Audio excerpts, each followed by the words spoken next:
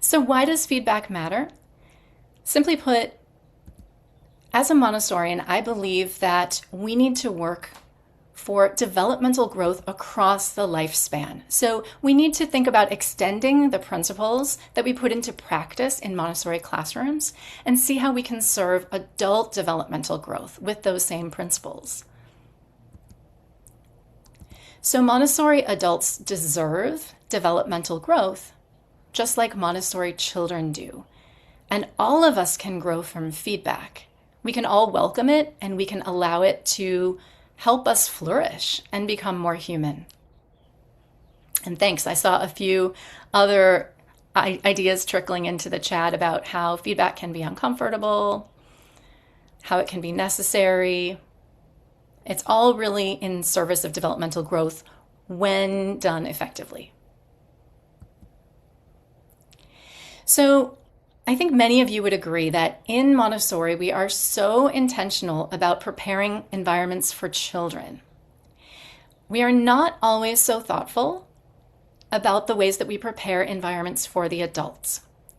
But let's just think in parallel here to what Montessori feedback might look like for children and what it might look like for adults.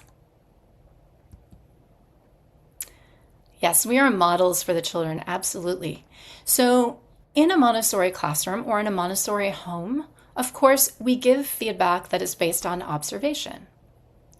We often give feedback as grace and courtesy. So it might not even be directed towards one particular child. It might be more of a general modeling lesson that becomes the culture of the community.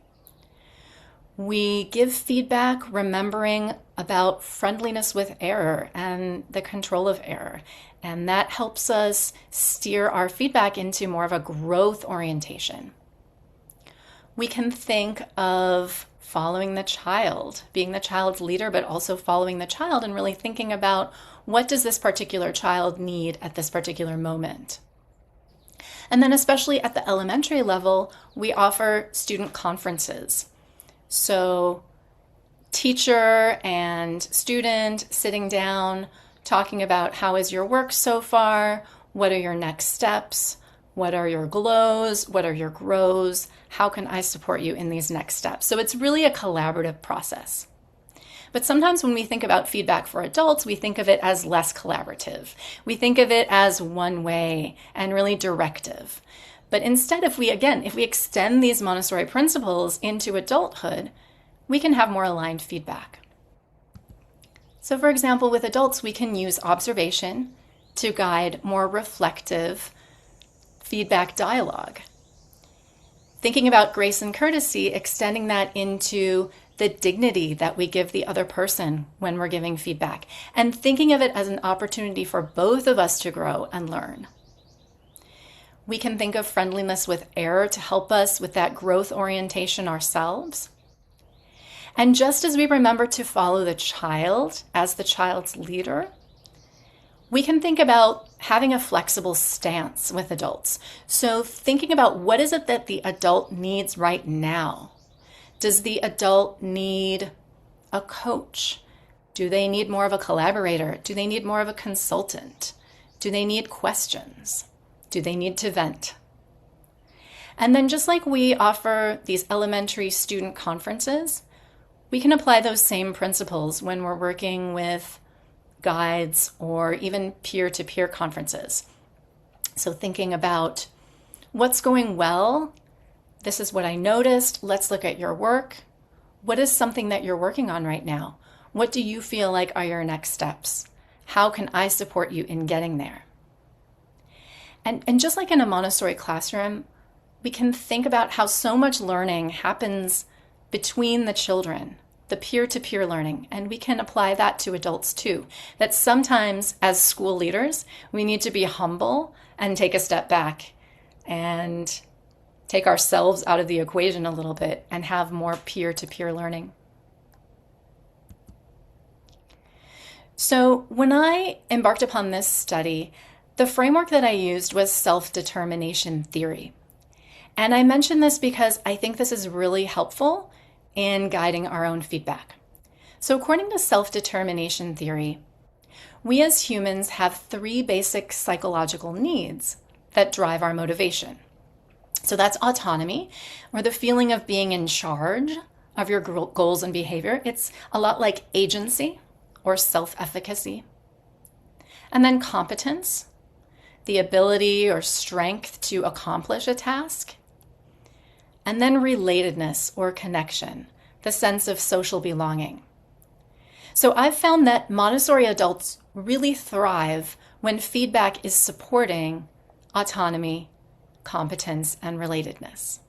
So based on my research, I found that Montessori adults definitely need autonomy, competence, and relatedness relating to feedback, but in specifically Montessori ways. So for autonomy, the adults in my study really indicated that they wanted to be able to choose their own goals for their own growth and the focus of their inquiry.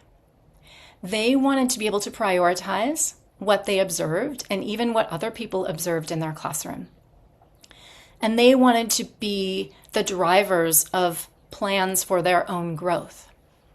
So just like in a Montessori classroom, how children can choose their own work, they can choose with whom they work, they can choose where, or in an elementary or an adolescent classroom, students can choose their research topics or their roles, collaborators.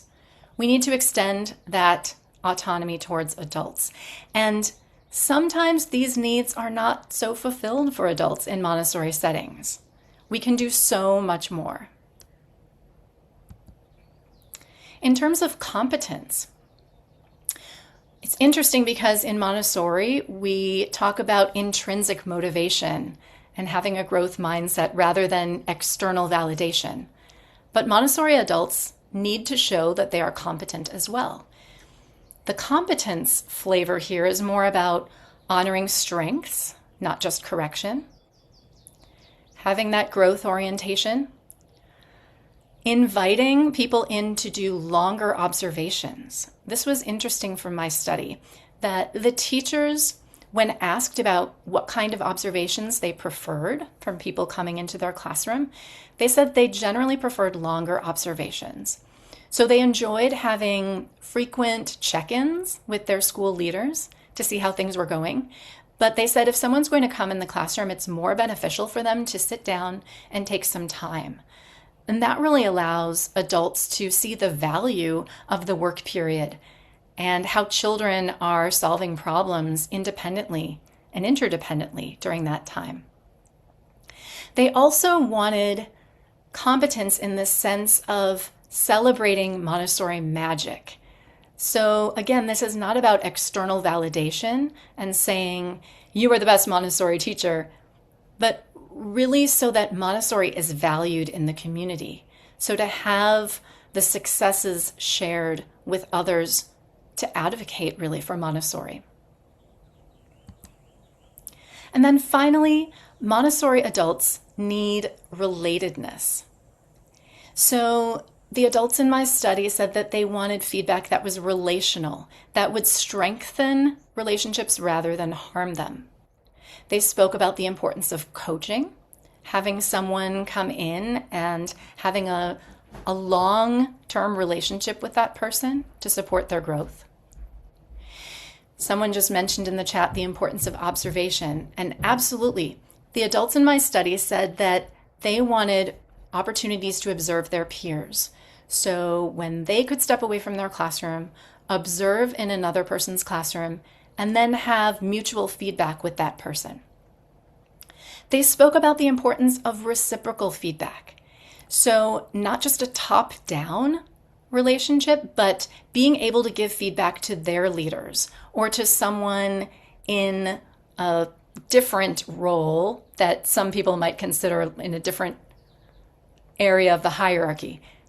Just to take a step back, I don't believe in hierarchy as leadership structures. I see school organization more as concentric circles, but sometimes people might feel intimidated to give feedback to somebody who may have a little more status in their school. So they wanted opportunities to be able to give that mutual feedback. And then having conversations and conferences that were reflective. The research I uncovered also recommended having peer observation as a coaching tool, not as an evaluation tool. So giving more qualitative feedback rather than this was good, this was bad. Again, thinking of these needs, we can extend these ideas beyond just what teachers and leaders need, but thinking about reciprocal feedback peer to peer, or caregiver to caregiver, or a guide to assistant. So what does this mean in practice? How can we apply these findings towards some practical feedback strategies? So there are a lot of resources out there, and one person I love who is not from the Montessori community but is certainly a Montessori ally is Leanne Renninger. She has created a TED video. It's not a TED Talk, but it's a short TED video about giving feedback in a way that is brain-based and supportive. So she talks about 4 main components of giving growth-oriented feedback.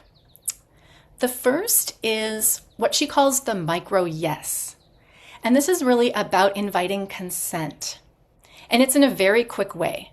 So just asking a casual question like, do you have a moment to talk about that lesson?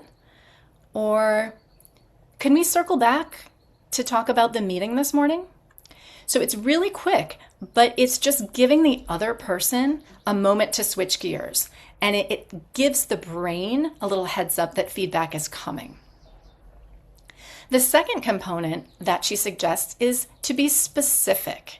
So to be factual. And as Montessorians, we are trained to engage in observation that is factual. So really being specific about it. So for example, I noticed that you got up from your seat 3 times during that lesson. Or I heard you share 2 new ideas in the meeting this morning.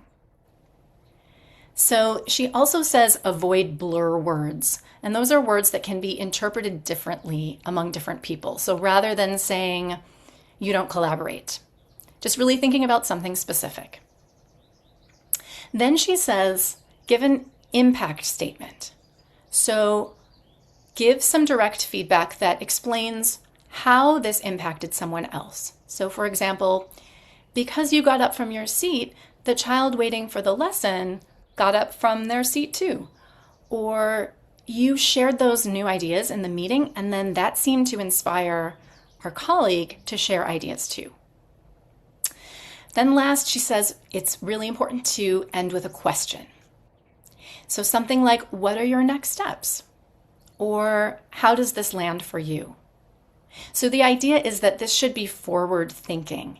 It's based on the future. It's not based on the past. There is some specific factual information about the past, but it's all about driving us forward.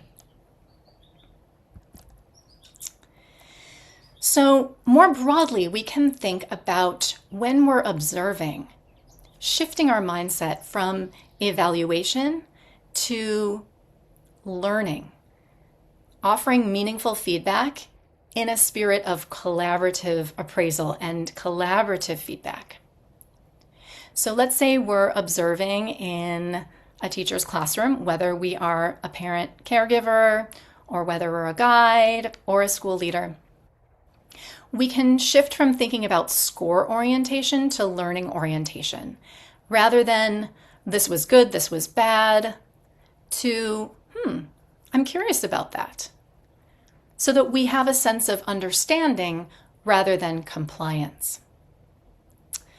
We can shift from thinking about one big event. Maybe it's, I have to do my annual visit to this classroom for their formal observation, to really thinking about frequent check-ins that are informal, popping in the classroom at any time, but then having some intentional longer visits to really allow children time to show how they are solving problems in the classroom. So 5 to 10 minute walkthroughs or very quick observations can be helpful, But again, to get a sense of the flow of the work period, it's really worthwhile to take more time. And this is especially true if you have a school leader who does not have a Montessori teaching background. This becomes professional learning for them. Shifting from one-way feedback, again, to dialogue that is reciprocal. So asking questions like, what did you notice? And offering to accept feedback for yourself. Do you have any notes for me? Or what's most helpful for you here? Or what is something that I can do to support you? And then moving from isolation to peer observation. Often we work in silos in our schools, but the more that we can get out to observe our peers, whether it's in the same level or a different level, the more we will strengthen our community, and the children feel that, of course. Another really helpful framework that I've found is the framework of radical candor from Kim Scott, and some of you may be familiar with this. This to me is about friendliness with error. So this is a matrix here with 4 quadrants, as you can see, and up in the upper left, there's high personal care and low direct challenge. So that's ruinous empathy. So that's not giving direct feedback, being afraid to hurt the other people's feelings, using a lot of blur words. Then below that, with low personal care and low direct challenge, we have manipulative insincerity. So that's kind of like passive-aggressive comments. Then, of course, in the lower right, we have high direct challenge and low personal care. That's obnoxious aggression. So depending on what you thought of earlier in the session when you were thinking of feedback you received recently, I hope it wasn't obnoxious aggression, but if it was, it might have stung. Radical candor, on the other hand, is that sweet spot where you have high personal care and more direct challenge. And so I find it helpful to use this to just reflect on where I tend to go when I'm stressed and where I'm working towards. So you might want to reflect on that for a moment. I know for me, in the past, I've tended to feel more comfortable in the ruinous empathy area. I've tended to soften feedback until it escalates, and then I'm moved to the lower end. But I'm really, really working on radical candor, of being more intentional with what I say directly, but with a lot of care, so that it's specific but also kind. So depending on where we land, especially when we're stressed in that radical candor matrix, there are many missteps that come up in terms of feedback, and these may be relevant to you based on what you were thinking about earlier, the situation in which you recently received feedback. So we've probably been in a situation where we've received too much feedback at once, and that can be very overwhelming. Just as Leanne Renninger was saying, give that time for micro yes. Let the brain know that it's about to receive feedback. That's helpful. If we receive too much feedback at once, that's very overwhelming. Not honoring consent, so not giving that even split-second moment to give the other person a moment to switch gears and know to anticipate feedback. Using those blur words that can mean different things to different people. Or giving a feedback sandwich where you say something positive, then you say something that's more constructive, and then you end on a positive. That's not terrible, but it can end up with the other person either taking away the positive or just taking away the constructive and ignoring the other aspects of it. So it's not always the best strategy to use. Another common feedback misstep is to jump in and give advice before really being curious and asking questions. Talking more than listening, and then lacking those next steps so that it's not forward thinking. As a takeaway from what I just presented, it's so important to think about developmental growth for Montessori adults and how we can extend these Montessori principles towards adulthood in the service of growth for all of the people in the community.